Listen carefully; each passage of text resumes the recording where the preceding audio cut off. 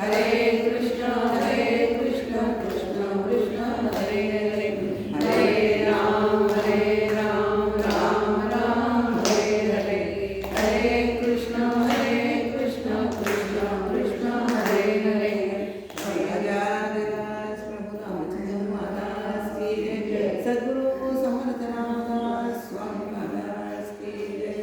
गणेश शारदा चैव सद्गुरु सज्जनस्तथा आराध्य दैवतं गुह्यं सर्वमेव रघुनन्दनं।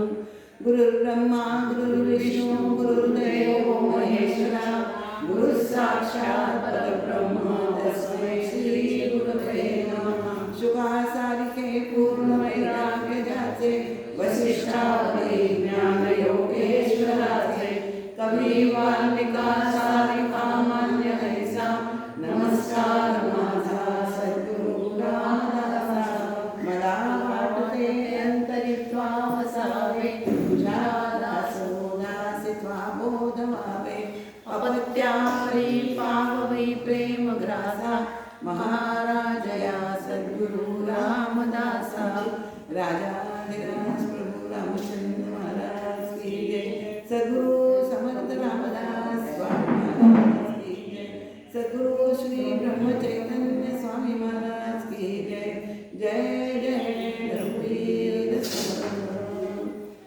रामरायांच्या चरणी, समर्थांच्या चरणी आणि महाराजांच्या चरणी आपला श्रोत्यास वंदन करून आपण पुढील स्तवनाकडे वळणार आहोत। तत्पूर्वी समर्थांना वंदन करणारे पुढे आणि पुढे जाऊ।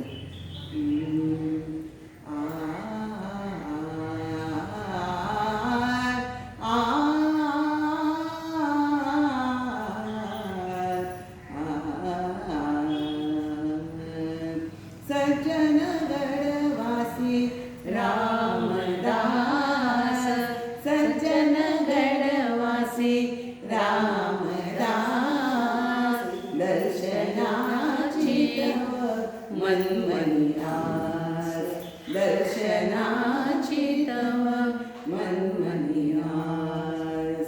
दास म्हणोनी राम प्रभूचे, जिने जगसी वैराग्याचे, बोध करण्या श्लोक मनाचे, रचियले तू खास। सज्जन गडवासी रामदास, दर्शनाची तव मनमनी आस। दैवत नाही रामा वाचून, रामची नेमिळ भवासी तारुण, दृढ निष्ठा ती चरणी ठेवून, उजिले नितरामास। सज्जन गडवासी रामदास, दर्शनाची तव मनमनी आस। बलोपासना जनाश्रितेली, मारुती मंदिरे तू साप्रियली, समाजासी जागृती दिदली, रचुनी दासबोधास। सज्जन गडवासी रामदास, दर्शनाची तव मनमनी आस। राम प्रभू तो नयनी दिसावा, रामाचरणी मिळो विसावा, शकून चाहा हेतू पुरवा, विनविते तव चरणास। सज्जन गडवासी रामदास, दर्शनाची तव मनमनी आस, दर्शनाची तव, दर्शनाची तव, दर्शनाची तव मनमनी आस। सद्गुरु श्री समर्थ रामदास स्वामी महाराज की जय। खरं तर आपण सगळेजण समर्थांच्या दर्शनाला उत्सुक आहोत आणि दासबोध रूपाने ते आपल्या समोर इथे बसलेले आहेत. दासबोध आपल्याला ते सांगतायत. म्हणजे आपली आस, आपल्या मनातली जी आस आहे ना ती समर्थ पूर्ण करतायत. चातुर्मासाचं निमित्ताने आपण इथे दासबोध त्रिवर्णी समर्थ रामाच्या मंदिरात करतोय आणि समर्थ वाङ्मय रूपाने आपल्या इथे आपल्याला दर्शन देण्यास बसलेले आहे. स्तवन, स्तवन ह्याचा अर्थ केवळ स्तुती करणे, प्रशंसा करणे असं नाही आहे. तर स्तवन म्हणजे एखाद्या कृतज्ञता व्यक्त करणं, असं स्तवनाचा अर्थ असा आहे की हा ग्रंथ लिहायला ज्यांच्या कृपेने मला शक्य झालं त्या सगळ्यांबद्दल समर्थांनी या स्तवनाच्या दशकात कृतज्ञता व्यक्त केली आहे. आपण गणेश शारदा स्तवन बघितलं, त्यांच्याविषयी कृतज्ञता म्हणजे हे एक प्रकारचं त्या देवतांबद्दल आभार प्रदर्शनच एक प्रकारचं म्हणता येईल. स्तवनाच्या दशकातून समर्थांनी त्याप्रमाणे ते केलेले आहे. गणेश झाले, सद्गुरू आपलं शारदा देवी झाले, सद्गुरू झाले, संत स्तवन आणि आज श्रोते स्तवन की ज्याच्या आपण सगळे आज आपण इथे श्रोते श्रवणाला येतोय त्यांचं आज स्तवन आज मुख्यत्वे आपल्याला करायचं आहे. संतांच्या झाल्यानंतर पण श्रोत्यांनाही वंदन करणार आहोत. त्याप्रमाणे आपण संत स्तवन आणि श्रोते स्तवन असं आपण करणार आहोत.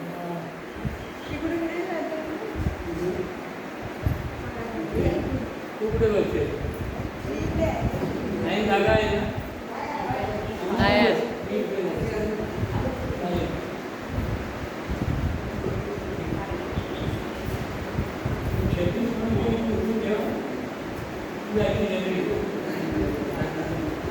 या समासामध्ये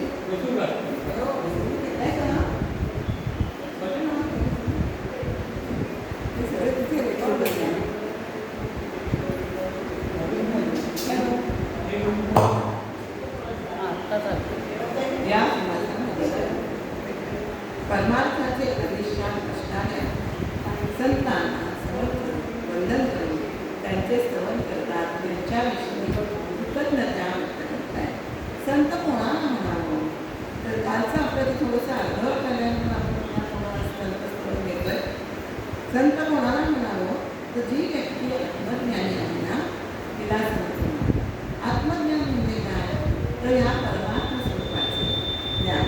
या जगामध्ये परमात्मा तत्व हे एकच शाश्वत तत्व आहे आणि ते प्रत्येक प्राणीमात्रांच्या हृदयस्थानामध्ये ते विराजमान आहे.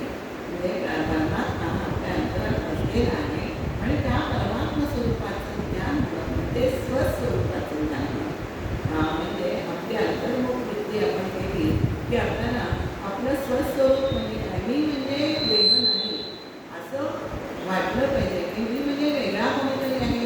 हा मी आपण जो वापरतो ना व्यवहारात तो खोटा मी होता म्हणजे आतला मी आता आपण म्हणतो की मला ताप आला म्हणजे माझ्या म्हणजे मी वेगळा आहे, आत्ता वेगळा मला ताप आला किंवा माझा हात दुखतोय असं आपण म्हणतो, सहज म्हणून जातो.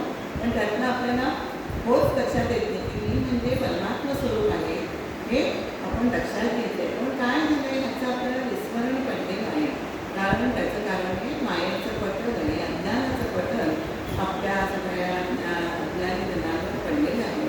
त्यामुळे मी म्हणजे देह म्हणून आपण वावरत असतो या जगामध्ये, पण मी म्हणजे आत्मा ही जी अनुभूती असते ना ती आपल्याला संत देतात आणि ती अनुभूती येणं हे आपल्या जीवनाचं सर्वात परमोच्च असं ध्येय आहे आणि ते संतांच्या कृपेने आपल्याला लाभतं असं आपल्याला इथे सांगितलं जातं. म्हटलं जातं की आपल्याला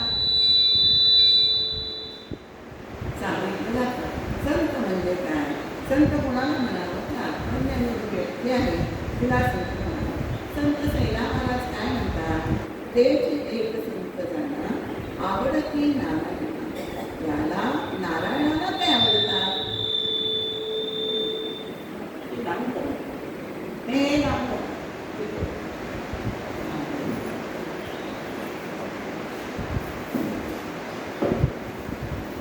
नारायणाला जे आवडतात ते संत आहे.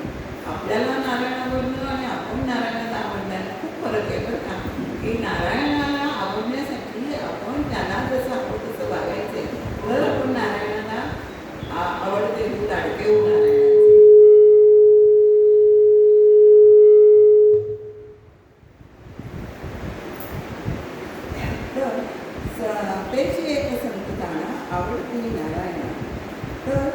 तेची संत त्याचा विठ्ठली येते असं मिळोबा महाराज म्हणतात.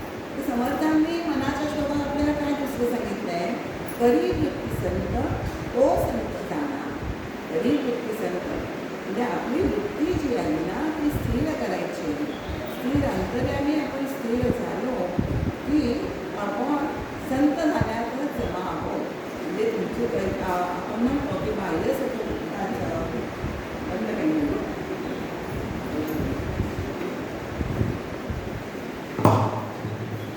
अंतर्यामी आपण स्थिर असणं ही अत्यंत वृत्ती स्थिर असणं ही अत्यंत महत्त्वाची गोष्ट आहे परमात्म्यासाठी. बाह्य सुखदुःखाची काढा ही आपल्या बंद केलं होतं ना. बाह्य सुखदुःखाची बाधा ही देहापर्यंत असते, पण त्याचा अंतरावर आपल्या काहीही परिणाम न होणार. म्हणजे गीतेमध्ये जे आपल्याला स्थितप्रज्ञाची लक्षणं सांगितलेली आहेत, सुखदुःखे अनेक कृत्वा लाभा लाभो जया मला जय मिळो, सुख हो, दुःख हो, पराजय हो, पण आपल्या अंतरावर त्याचा काहीही परिणाम न घडणे ह्याला संत वृत्ती झाली असं म्हणतात. आणि तेव्हा आपण संत पदाला पोचतो असं समर्थांनी याच्यामध्ये सांगितलं आहे. हा संतचे कसे असतात, अंतर्यामी स्थिर असतातच, शाश्वत पदावर ते आरूढ झालेले असतात. तो संत समजावा असं समर्थांनी म्हटलेले आहे की ज्यांच्या अंतःकरणात विषय भोगाची अजिबात लालसा नाही आहे, आसक्ती नाही आहे, विषयाने ते कधीच दैन्यमाने होत नाही. विषय येतात, विषयांशिवाय माणूस राहू शकत नाही. पंच विषय आहेत ते आपल्याला आपण जन्माला आलेले तर आपल्याला भोगायला लागतात. विषय मुळीच वाईट नाही आहे, पण त्या विषयात आसक्त होणं हे अत्यंत वाईट आहे की ते आसक्ती जी आहे ना ती आपल्याला दैन्य वाढवून होते. त्यामुळे विषयापासून आपण अलिप्त राहायचे, विषय भोगामध्ये गुंतायचं नाही असं आपल्याला सांगितले. त्या समासाच्या आधारे आता संत कोणाला म्हणायचे हे आपल्याला बघता येईल. संत हे आत्मज्ञानी असतात हे आपण मगाशी बघितलं. आणि संत जे आहेत ना ते परमार्थाचे मूळ अधिष्ठान आहे. परमार्थाचा स्रोत हा संतांकडनं आपल्याकडे येत असतो. आणि म्हणजे अधिष्ठान अशा विभूतींना संत म्हणावं असं समर्थांनी सांगितलेले आहे. त्यांना बंधन केलेलं आहे आणि त्यांच्यामुळेच परमार्थ हा प्रगट झालेला आहे जीवनामध्ये आपल्या. हे प्रत्येकाने आपल्याला लक्षात ठेवायचे की संतांच्या शिवाय परमार्थ हा आपल्यापर्यंत पोचलेलाच नाही आहे. तो वेदांतच राहिलेला होता. ती गुह्य विद्या आहे, ती वेदांपर्यंत वेदचं त्याचं वर्णन करू शकत नाही आहे असं पुढे त्यांचं वर्णन आलेलं आहे. त्यामुळे संतांमुळे हे दुर्लभ असं ते शाश्वत परमात्म्याचं ज्ञान आहे ते आपल्यापर्यंत सुलभतेने पोचलेलं आहे. ते सुलभतेने पोचवण्याचं काम हे संत करतात. किंबहुना ते हे दुर्लभ असं ज्ञान साधकांना शिष्यांना देण्यासाठी अभिनंदनांना देण्यासाठीच संत या भूतलावर ते अवतरलेले असतात. त्यामुळे ही परमात्मा वस्तू आहे त्याचं शब्दात वर्णन आपल्याला करता येत नाही. आणि संतांचं वर्णन दुसरं काय आहे हे लाक्षणिक वर्णन त्यांचे जसंच परमात्मा वस्तूचे लक्षण आपल्याला वर्णन शब्दाने करता येते. तिथे माया पोचू शकत नाही. म्हणजे शब्द हे मायेच्या प्रांतात येतात, माया तिथपर्यंत पोचू शकत नाही. तद्वतच परमात्मा स्वरूपाच्या वर्णनाप्रमाणे सुद्धा संतांचे वर्णन आपल्याला करता येत नाही. ते पण मायेच्या कक्षेत येत नसल्यामुळे त्यांच्यापर्यंतही माया पोचू शकत नाही.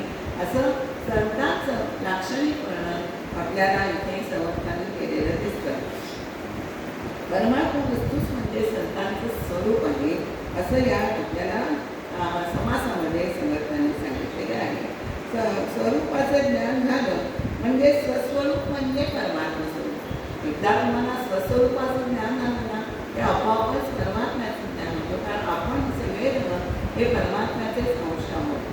मग अंश देवलोके जीवभूत सनातना असं गीतेमध्ये म्हटलेलं आहे की आपण त्याचाच अंश आहोत. पण मग अशी म्हणल्याप्रमाणे माया देवी अशी अद्भुत शक्ती आहे की ती परमात्म्यापर्यंत सामान्य माणसांना पोचूच देत नाही. ती परमात्म्यापासून माणसांनाही कायमच लांब ठेवत असते. म्हणजे ती मायाच्या जंजाळात आपण म्हणतो ना, गुंततो आपण, ती त्याच्यामध्ये माणसाला गुंतवून ठेवते की परमात्म्याची त्याची भेट कधीच होणार नाही. पण ही भेट मायेचं पटल दूर करण्याचं काम हे संत करत असतात आणि परमात्म्याची भेटी त्यांना अत्यंत सुलभ अशी होते. आता हे संत कसे आहेत तर ब्रह्मज्ञानी आहे, ब्रह्मस्वरूप परमात्मा स्वरूप त्यांना कळलेलं आहे. त्यामुळे अशा ब्रह्मज्ञानी लोकांना समर्थ महात्मा म्हणतात, संत म्हणतात. त्याने असे जे महात्मे आहेत, संत पुरुष आहेत, ते समर्थांचा आदर्श पुरुष आहे असे समर्थांनी या समाजात आपल्याला सांगितलेले आहे. त्याप्रमाणे आणि या लोकांच्या ठिकाणी काय असतं, अज्ञजनांप्रती अत्यंत कळवळा त्यांच्या मनामध्ये असतो. म्हणूनच त्यांना म्हटलं जातं ना, ऐसी कळवळ्याची जाती कधी लाभा घेतली, की कोणताही लाभ त्यांना नको आहे, त्यांना सगळं आहे, फक्त तुम्ही परमार्थाला लागा अशी त्यांची आंतरिक इच्छा असते.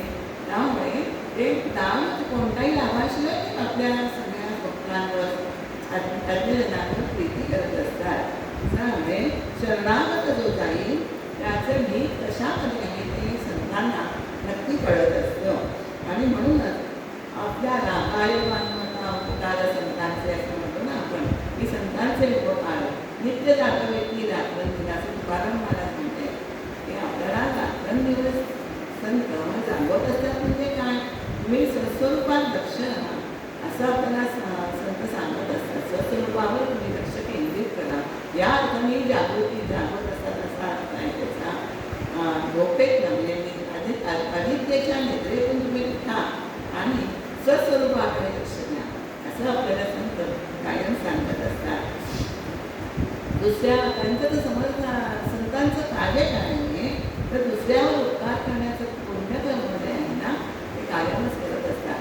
उपकार म्हणजे परत मोबदल्याची अजिबात इच्छा न धरता केलेली ती कृती त्याला उपकार, परोपकार आपण म्हणतो. परोपकार आपण परवा बघितलं की सत्क्रियेमध्ये परोपकार ही कृती कायम येत असते. सत्क्रिया जे करत असतात ते संत असतात आणि ते काय करतात, त्यांचं तापत्रयाने तप्त झालेल्या लोकांना ते शांत करत असतात त्यांच्या उपदेशाने, त्यांच्या कृपादृष्टीने. संतांची कृपादृष्टी इतकी और आहे की एका कृपा कटाक्षामध्ये आपण म्हणतो ना, पापम तापंच दैन्यंच दहती संतो महात्मना.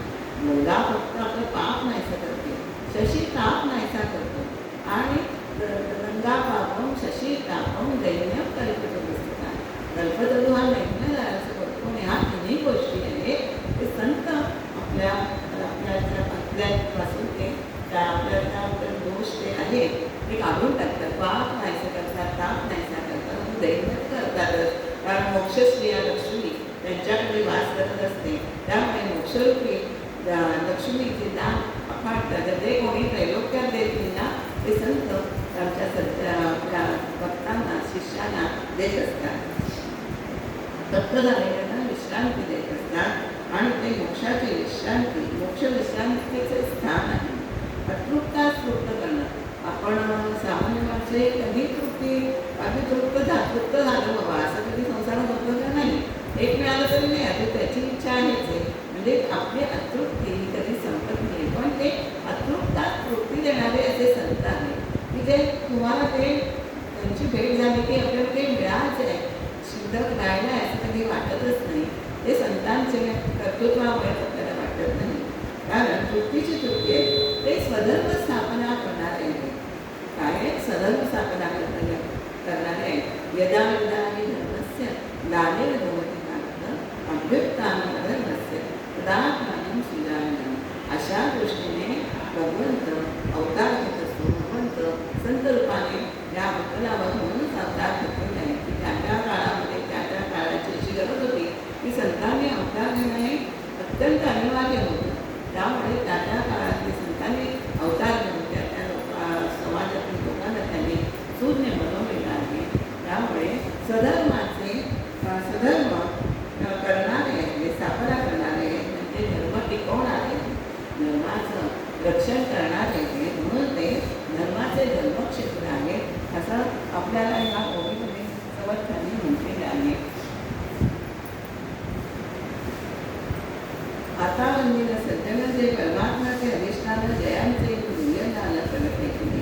जे वस्तू परमदुर्लभ जयेचा आनंद लाव तेची होय सुंदर संत संदेश करिणे. वस्तू प्रगटाची तसे पाहता कोणासी दिसे तया नाना साया जाणून सायाचे नसते. वस्तू ही प्रगट आहे, सगळीकडे समजलेली आहे, पण ती आपल्याला चर्मचक्षूने दिसत नाही. त्यासाठी आपले अंतर्चक्षु उघडायला लागतात आणि ते अंतर्चक्षु जे आहेत ना ते संत उघडतात. आणि कोणतेही तुम्ही किती नाना सायास केले तरी ते आपल्याला पदरात पडत नाही.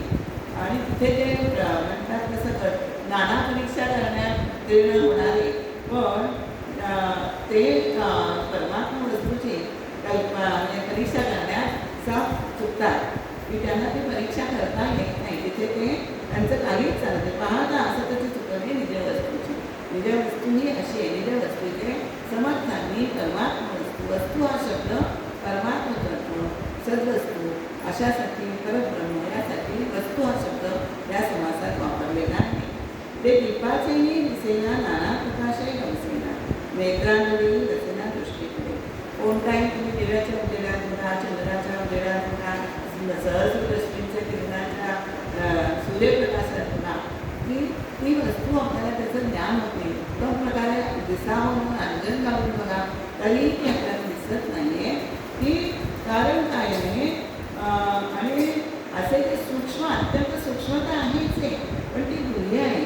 ती तुम्हाला आत्मा आपल्याला शोधायची आहे, आत त्याचा शोध घ्यायचा आहे. गुह्य वस्तू ही अत्यंत सूक्ष्म असते. जे प्रगट दिसताना ते स्थूल असतं, ते आपल्या डोळ्यांना दिसतं, पण अंतर्चक्षु उघडल्याशिवाय ही सद्वस्तू जी आहे परमात्मा तत्व आहे ते कधीच दिसत नाही आहे. आणि त्या सूर्यप्रकाशाची काय माहिती आहे की अधुरेणू सुद्धा आपल्याला दिसतो. आपण डोळीचे पण आपल्याला सूर्यप्रकाश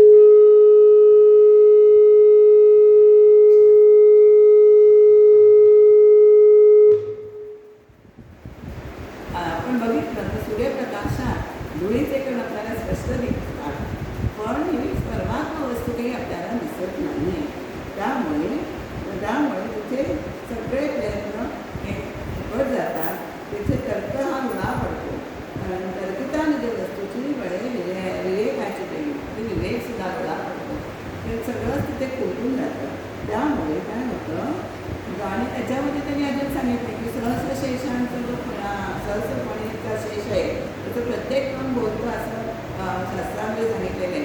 पण एवढ्या सहस्रपूर्णांचा शेषसुद्धा परमात्मा वस्तूची महती गावू शकत नाही. किंवा वेदांनीच परमात्म्याला प्रकट केलेलं आहे, पण त्यांचं स्वरूप काही आपल्याला सांगू शकत नाही आहे. तिथे त्यांचं ज्ञान हे तेवढ्या पुरतं टोकडं पडत आहे. वेदे प्रकाशने सर्वही वेदरहित सर्व वेदरहित सर्व काही ते वेद कोणासही दाखवू शकेना. आणि तेच वस्तू सत्संगे हीच वस्तू आपल्याला संत संघामुळे त्यांच्या अनुभवामुळे आपल्याला कळू लागते. त्यांचा महिमा आपल्याला वर्णन करणं शक्य नाही आहे.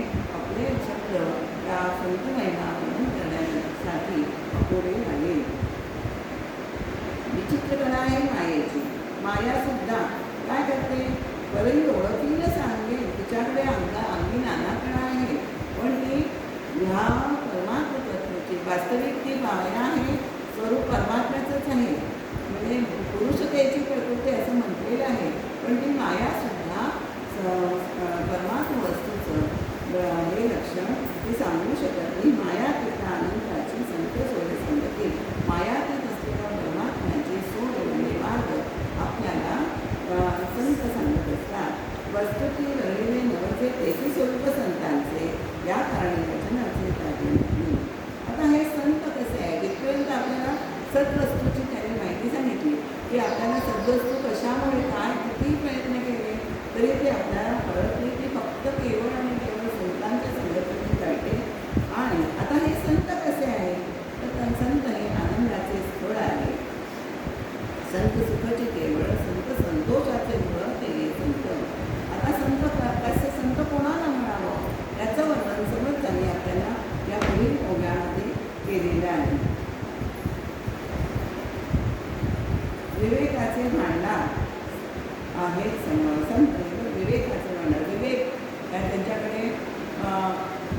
विवेकाचं ते माहेर घरच म्हणतात तसं तर विवेकाचं ते भांडार आहे. नंतर सायुज्यमुक्तीचं माहेर आहे. सायुज्यमुक्तीला संतांच्या जवळ जायला आवडतं. मुक्तीचे 4 प्रकार आहेत: सर्वपता, सरुपता, समीपता आणि सायुज्यता. पण पहिल्या यातील मुक्ती आहेत ना, त्या अशाश्वत जगतातील आहे. सर्वपता, तुम्ही त्या लोकांमध्ये गेला, तुमचं पुण्य संपलं की तुम्ही पुन्हा खाली येणार आहात. म्हणजे शिणे पुण्य मर्द नको शक्ती असं ते गीतेमध्ये म्हटलेलं आहे. तशा तिन्ही मुक्तीच्या बाबतीत स्वरूपता, आपल्याला देवाचं स्वरूप आहे, पण आपल्याला देवाचे गुण षड्गुणेश्वर आहे तो ते गुण आपल्याला येणार आहेत का तर नाही येणार आहे. त्यांचं स्वरूप आपल्याला स्वरूपता म्हणजे त्यांचं प्राप्त होईल, गुण आपल्याकडे येणार नाही. समीपता, देवाच्या समीप राहायला मिळेल. ज्या ज्या ठिकाणी जेव्हा आपण अवतार घेतो तेव्हा देवाच्या समीप राहण्याचे भाग्य या लोकांना मिळतं. पण सायुज्यता ही मुक्ती अशी आहे की तुम्हाला तिथे जन्ममरणच खुंटून जातं की जन्ममरणाचं तिथे वार्ताच नाही आहे. तुमचं तुम्ही सायुज्य म्हणून तिथे एकरूप झाला तिथे तुम्हाला कुठलं मरण आणि कुठलं जनन मरण हे त्यांचं संपूर्ण जातं आहे. तिथे सर्वात शेवटी विलीन होऊन जातात. म्हणजे ते सायुज्य मुक्तीचे मांडे आहे.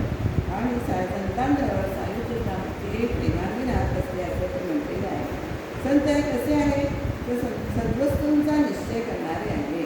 जीवन मुक्तीच्या वैभवाने सुशोभित असे संत अविनाश अशा लक्ष्मीमुळे श्रीमंत झालेले आहेत. आणि मगाशी आपण म्हणतो तसं की ते मोक्षरूपी दान की ते दैवक्यात कोणीही देत नाही, ते मोक्षरूपी लक्ष्मीचं दान ते आपल्या शिष्यांना साधकांना देत असतात. आणि अज्ञान दारिद्र्याच्या ते त्यांना बाहेर काढतात आणि ज्ञान त्यांना प्राप्त करून देतात. आत्मवस्तूचे दान करतात. त्यामुळे स्वानंद सुख देणारे, अलभ्याचा नाव देणारे म्हणजे स्वानंद सुख हे काही सहज साधन नाही. तुम्ही स्वानंदात कधी राहता? स्वतःचा आनंद म्हणजे आपण जे बाकीचे आपण संसारातले आनंद जे म्हणतो ना ते विषयांवर आधारित आहे. काही काळ टिकणार आहेत. वस्तूचा आनंद, वस्तू प्राप्त झाली की तो आनंद नाहीसा होतो. हे आपल्याला सगळ्यांना अनुभव आहे. एकदा प्राप्त झाले की प्राप्त होईपर्यंत आपण वाटतो की हा आपल्याला हे मिळालं की आपल्याला आनंद खूप प्राप्त होणार आहे. पण ती वस्तू एकदा आपल्या हस्तगत झाली की तो आनंद तेवढा काळ असतो. पण हा शाश्वत जो आनंद आहे ना तो कायमस्वरूपी टिकणारा आहे आणि तोच आनंद आपल्याला संत लोक देत असतात. त्यामुळे अलभ्याचा लाभ करून मिळणारे संत यांच्या समागमाने परमात्मनुभव हा प्रगट होत असतो जगतामध्ये. आपल्या शिष्यजनांमध्ये परमात्मा अनुभव तो प्रत्येक शिष्याला देत असतात. आणि त्यामुळे संत हे संतांसारखेच त्यांचे शिष्य हे संत एकरूप होतात. संतांशी ते शिष्य, त्यामुळे संत आणि संतांचे शिष्य त्याच्यामध्ये द्वैत हे राहतच नाही. म्हणजेच ते अद्वैतानुभव ते घेत असतात. आणि समर्थाने इथे ब्रह्म वस्तूला वस्तू म्हटलेलं आहे आणि ते दिसत नाही. म्हणजे अस्तित्व आपल्याला देहबुद्धीला जाणवते. त्यासाठी आपल्याला आत्मबुद्धी, देहबुद्धी ते आत्मबुद्धी घेणारी म्हणजे मी देह आहे ही कल्पना आपण सोडून देऊन मी म्हणजे आत्मा, अयम आत्मा ब्रह्म हे वेदवचन आहे. हे आपल्याला अनुभवायचं आहे की मी देह नाही म्हणजे फक्त की देहात वावरणारा आहे. क्षेत्र आणि क्षेत्रज्ञ हे दोन्ही वेगळे आहेत की नाही. तसं मी ते देह नाही आहे. देह म्हणजे क्षेत्र आहे. क्षेत्रामध्ये वावरणारा जो आत्मा आहे ना तो मी आहे अशी आपल्याला धारणा आपल्या मनाची झाली पाहिजे. आणि हे धारणा करून देण्याचं काम हे संत लोक करत असतात. त्यामुळे अशा संतांना समर्थांनी वर्णन केलेलं आहे की त्यामुळे ते समर्थ वास्तविक समर्थ हे संत आहेत.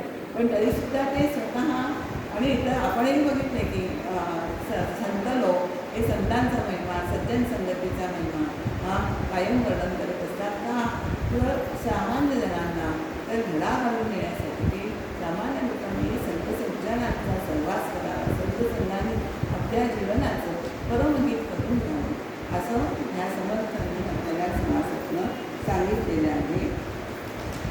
आता जे आपण सर्व श्रोतेजण श्रवणासाठी इथे बसलेलो आहोत.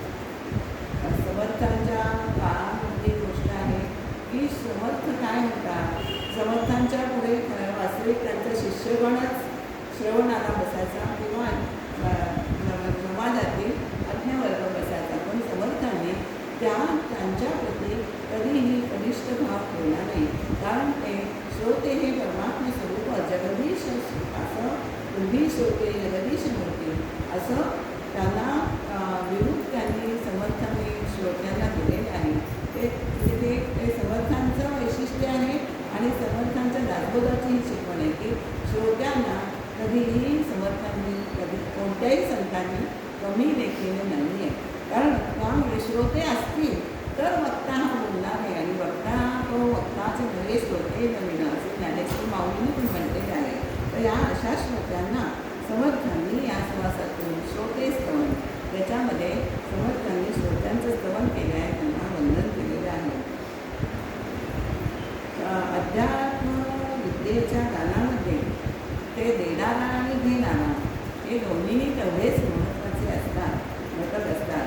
कारण काय म्हणतात, समर्थसुद्धा श्रोत्यांचे महत्त्व जाणून म्हणतात, तुम्ही श्रोते जगदीश मूर्ती असं समर्थांनी अवघे या समासात म्हटलेलं आहे.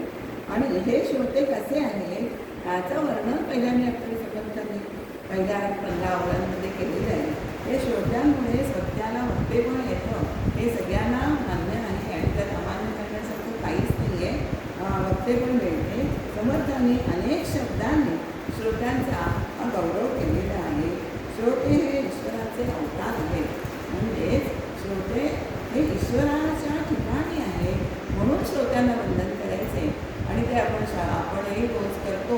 ही समर्थांची शिकवण आहे की सगळ्या श्रोत्यांच्या अंतरात्म्यातली परमात्म्याला हा नमस्कार आहे.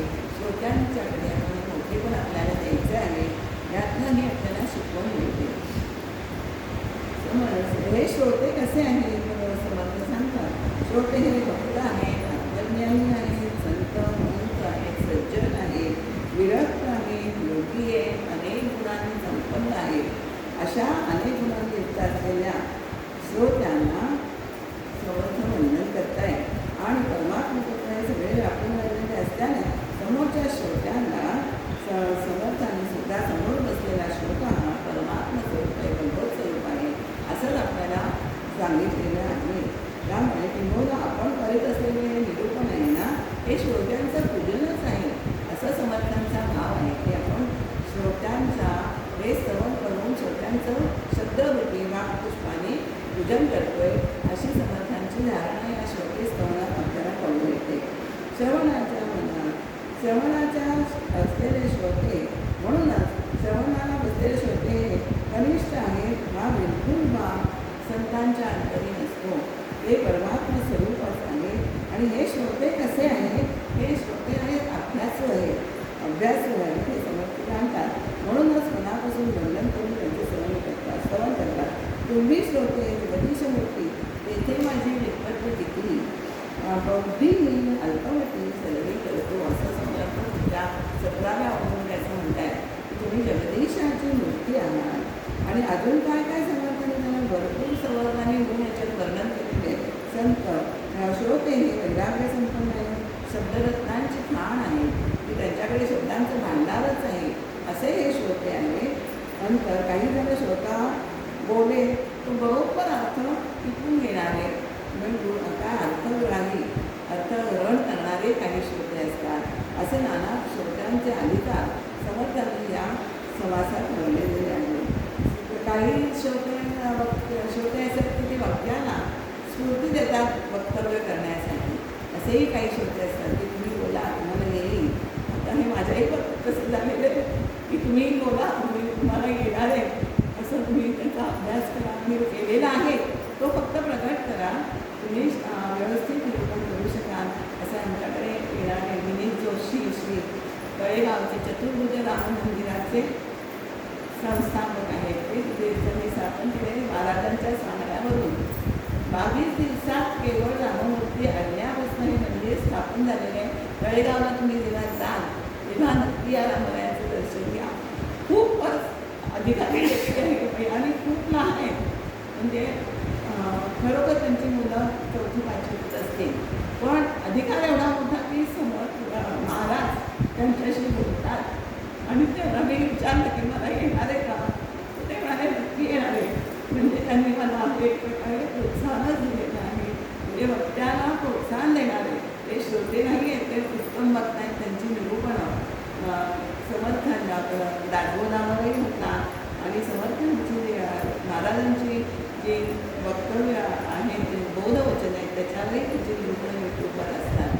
तर असं एक सांगायचं आहे काय की वक्त्याला स्फूर्ती देणारे काही श्रोते असतात. चालते बोलते हे ईश्वराचे अवतारच आहेत असे असतात. त्यामुळे काहींचे ज्ञान तर साठवण्याची वृत्ती इतकी अफाट असते. ज्ञान ग्रहण करायचं ते साठवून ठेवायचं, प्रगट करायचे त्या वेळेला हे अशी काही श्रोते असतात. त्यामुळे सत्वगुणी असतात आणि त्यामुळे असे जे सगळे समर्थ म्हणतात बसलेत ना, ते मला देवतुल्यच वाटत आहे. जसे काही सात्विक ऋषी बसलेले आहेत श्रवणाला, असं त्यांचा श्रोत्यांचा एवढा अधिकार आहे. पण आता एवढा अधिकार आहे त्यामुळे ते काय म्हणतात की श्रोत हा भाग्यपुरुष आहे, मी परमेश्वरच आहे, ते परमेश्वर आहे आणि मी मात्र संदर्भही गडबड करणारा मोठा आहे. म्हणजे एवढा समर्थन दाखवून दिलं आहे, पण ते समर्थन इतका आपल्याकडे विनम्र भाव येतात की मी व्यर्थ बडबड करणारा श्रोता वक्ता आहे. त्यामुळे त्यांच्या दृष्टीतून पाहण्यातून काही सुटलेलं नाही आहे. श्रोत्यांचे आम्ही परवाच म्हटलं की आपल्या इथे दासबोध निरूपणं वर्षानुवर्ष चाललेली आहे. दासबोध पारायण चक्री पारायण करतो म्हणजे श्रोत्यांच्या नजरेतून त्यांनी ऐकला नाही असा एकही विषय नाही आहे की तो त्यांनी ऐकलेला नाही, त्यांना तो माहिती नाही आहे की त्यांच्या ऐकण्यातनं सुटलं आहे, बघण्यातनं सुटलं आहे, ऐकण्यातनं असं काही झालेलं नाही आहे. म्हणजे आपल्याला सगळे विषय दासबोधातली माहिती आहे तरीसुद्धा आपण हा मी प्रयत्न करते, कारण आपल्याला जे कळलं आहे म्हणजे त्यांना कळलेलं असतं, पण मला जे कळलं ते मला सांगायचं. म्हणजे प्रत्येकाने वाङ्मय पूजा करू शकतो आपण. त्याप्रमाणे ही समर्थांच्या दासबोधाची मी वाङ्मय पूजा करण्याचा अनेक केलेला आहे. तुम्ही सगळे श्रोते अत्यंत कौतुकाने भक्तिभावाने इथे येऊन श्रवण करताय, त्याच्यामध्येच मला खूप आनंद वाटतो की त्यामुळे तुम्हाला सगळे तुम्ही ज्ञाते आहात सगळे. आणि त्यामुळे माझी तुम्ही जी समर्थ म्हणतात, समर्थांचं बोलणं खरं नाही पण माझं बोलणं खरं आहे की माझी जी वक्तव्याची जी मी करते ते तुम्ही शांतपणे ऐकून घेत आहे. कारण काय समर्थ म्हणतात की मी सगळं जरी असलं ना तरी मी समर्थांचा पुत्र आहे, रामाचा दास आहे, पुत्र आहे. त्यामुळे त्याचं सामर्थ्य माझ्याकडे आलेलंच आहे. त्या सामर्थ्याच्या जोरावर मी हे बोलण्याचं धारिष्ट्य करतो आहे असं समर्थ म्हणतात. आणि त्याप्रमाणे मलाही असं वाटतं की त्यांच्याच सामर्थ्याच्या जोरावर मी हे विवरण करण्याचा धारिष्ट्य करते असं मला वाटतं. आणि काय होतं की जसं वाघसिंह सर्गी का करते समर्थ की जसं वाघसिंहांची मुलं त्यांच्या अंगावर घेतात, बाकीच्यांना भीती वाटते की नाही, तसं समर्थ म्हणतात मला तुमची भीती वाटत नाही, कारण मी तुमच्याशी सर्गी करतो आहे. कारण तुम्ही परमात्मा स्वरूपात आणि परमात्म्याशी माझं घट्ट नातं आहे. त्यामुळे मला तुमच्याबरोबर सर्गी करायला काहीही वाटत नाही. मी तुमच्याशी अत्यंत सर्गीने प्रार्थना करते की तुम्ही माझंही बोलणं आहे ते गोड मानून घ्याल आणि ते गुन्हे आहे ना ते तुम्हीच पूर्ण करणारे आहात. इतका समर्थ नम्रभाव आपल्या इथे धारण करतायत सुखाश्वर तिथे. आणि जरी असं तुम्हाला जरी वेदविद्यांची आध्यात्मिक ग्रंथांची तुम्ही जरी पंचपक्वानं देवत असतात तरी कधीतरी रुचीपालक म्हणून आपण वेगळं लागतं की नाही आपल्याला येताना की रोज पक्वानं खाल्ली तर आपल्याला थोडंसं चटक लागतं. तसंच तुम्ही जरी पंचपक्वानाचं श्रवण करत असलात, वेदरूपी अध्यात्मरूप ग्रंथ श्रवण करत असतात तरी हा माझा प्राकृतत्वा ग्रंथ आहे ना तुम्ही रुचीपालकासाठी नक्कीच वाचावा, ऐकावा असं समर्थांनी श्रोत्यांना असं वंदन केलेलं आहे, प्रार्थना केलेली आहे. या प्रार्थनेतून समर्थांचा अत्यंत नम्र भाव आपल्याला दिसून येतो. त्यामुळे समर्थ जसे श्रोत्यांच्या चरणी जसे संत सद्गुरू गणेश शारदा सद्गुरू संतांच्या चरणी नत होतात ना, तसंच समर्थ हे श्रोत्यांच्या चरणीही परमात्म स्वरूप आहे, ते रामस्वरूप आहे असं म्हणून समर्थ श्रोत्यांच्या चरणी नत होतात आणि समर्थ श्रोत्यांना मी वंदन करतात. इथे आपण विराम घेऊया. पुढच्या त्यामुळे श्रोत्यांना मनापासून वंदन करते. इथे असलेले सगळे श्रोते परमात्मा स्वरूप आहे हे आत्ता मी विवरणावरून सांगितलंच आहे आपल्याला. आणि अशीच कृपादृष्टी माझ्यावर पाहून द्यावी अशी प्रार्थना करते. रामरायांची प्रार्थना